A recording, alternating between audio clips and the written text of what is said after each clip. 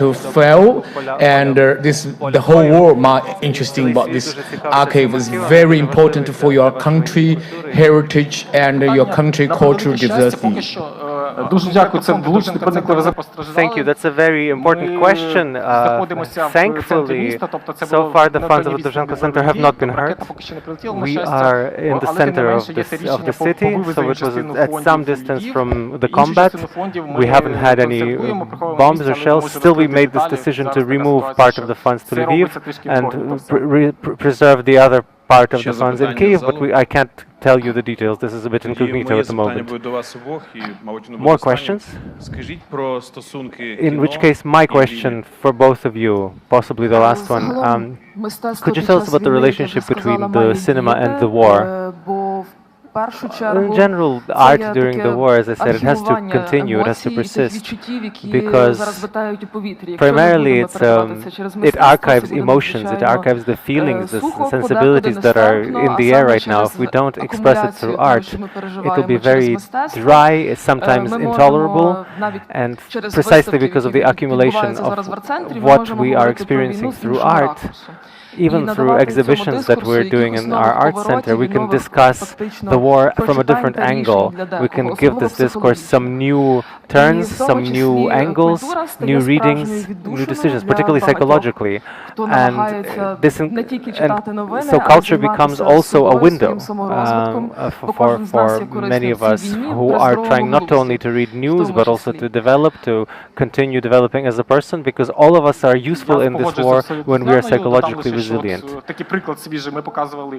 I would agree with Lana. I would only add that as a fresh example, we were showing, the day before yesterday, we were showing Stepsel gives Tarapunka away in marriage. This is a Stalinist-era Ukrainian film. It's very interesting that it starts with the shots of war, with screens of war, and we thought that would be a trigger, that they would cause negative emotion. Nevertheless, it's a comedy.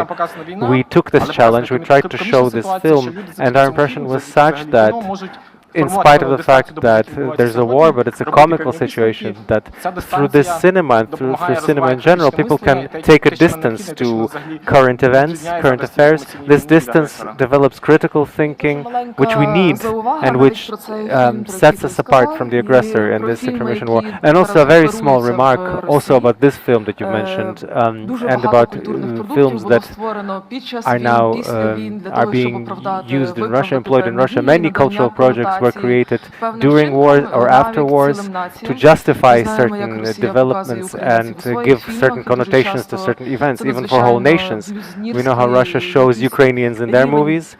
It's very kind of almost sacrilegious. It's a very silly level of discussion or discourse.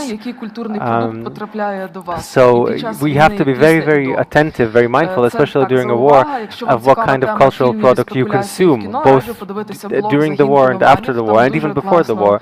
If you're interested in the topic of movies and speculation in war, you should look at the blog of Zahin Kinomaniv, where they analyze the films that are being fed in Russia at the moment. I would much recommend that you better watch the 100 best movies of the Ukrainian cinema, as recommended by the Dovzhenko Center.